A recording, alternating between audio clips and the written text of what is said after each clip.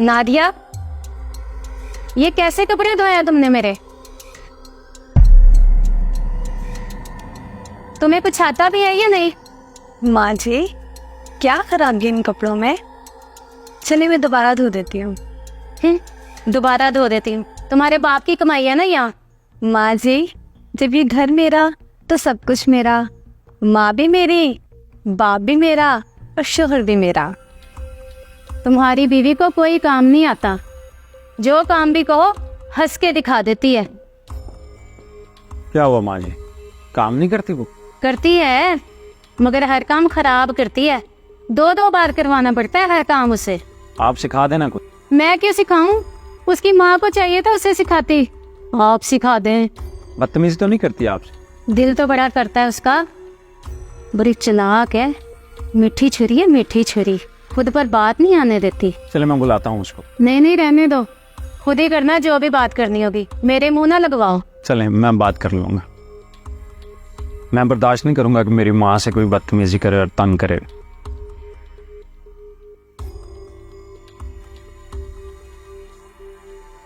अम्मी तुमसे नाराज हैं, क्या करती हो दिन भर?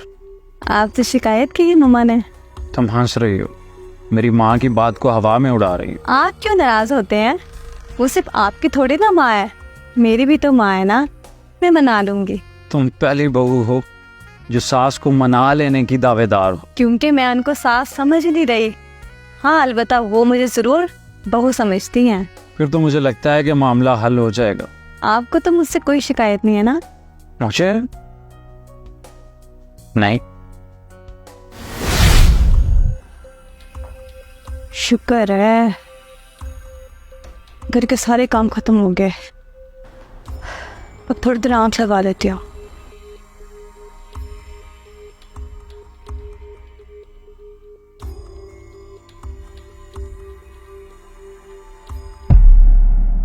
इसकी खबर देती हूँ मैं।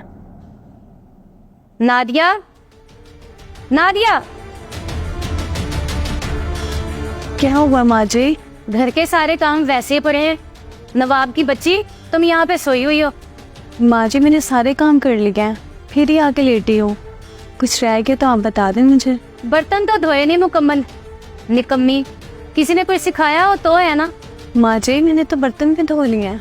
और वो सिंक में जो मेरा कप पड़ा है वो तुम्हारा अब्बा धोएगा। ठीक है माँ जी, वो भी मैं धो लेती हूँ। बहू बैठो, रुको यहीं पे। बहू, एक बात ठीक से बताओ बहू, जब से तुम आई हो मैंने तुम्हारा जीना हराम कर रखा है। हर बात में नुक्स निकाल देती हूँ। तुम्हारी माँ बहन एक करके रखी हुई है मैंने, लेकिन तुम फिर भी हर बात में मुस्कुरा देती हो। कभी तुम्हें मेरी बातें बुरी नहीं लगती? इसकी क्या वजह है? अम्मी जी, असल में मेरी तरबियत ही ऐसी है कि मुझे आपकी कोई बात बुरी लग ही नहीं सकती है। मैं समझी नहीं बहू। माँ जी, जब से मैंने होश संभाला है ना, जो माँ मुझसे सबसे ज्यादा प्यार करती थी वो ये सुतेलो जैसा रवैया करना शुरू हो गई। हर काम मुझसे करवाया गया, मुझे सिखाया गया, लेकिन तारीफ करने के बजाय सिर्फ मेरी तनकीद की गई और मुझे हमेशा काम करने पे जली कटी सुनाई गई। और माँ जी, मैं तो यहाँ तक सोचने लगी थी कि अपने मरने के लिए दुआएं करने लग गई थी। लेकिन जब आपकी तरफ से रिश्ता आया तो मुझे लगा कि मेरे तो तमाम मसले यहाँ हल हो गए हैं और अब मैं अपनी मर्जी की ज़िंदगी जीऊँगी।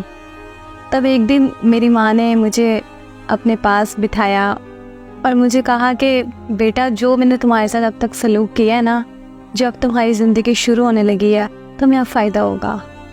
और जहाँ तुम जा रही हो ये तुम्हारा ससुराल है। और माँ ने ये भी कहा कि जो तुम्हारे साथ मैंने किया है ना, ये सब कुछ तुम्हारे ससुराल में हो सकता है, लेकिन वहाँ जब तुम्हारी सास तुम्हारे साथ सलूक करेगी तुम्हें लगेगा कि वो तुम्हारी सास नहीं तुम्हारी माँ है। यही समझना कि वो तुम्हारी अपनी माँ कह रही है, और तुम्हें फिर बुरा भी नहीं लगेगा। आप कुछ भी कहें ना, मुझे ऐसा लगता है कि मेरी माँ ही है, और आप कुछ भी कह सकती हैं क्योंकि आप मेरी माँ हैं। तुम्हारी माँ ने जो कमाल किया है ना, काश वो सारी माएँ करें।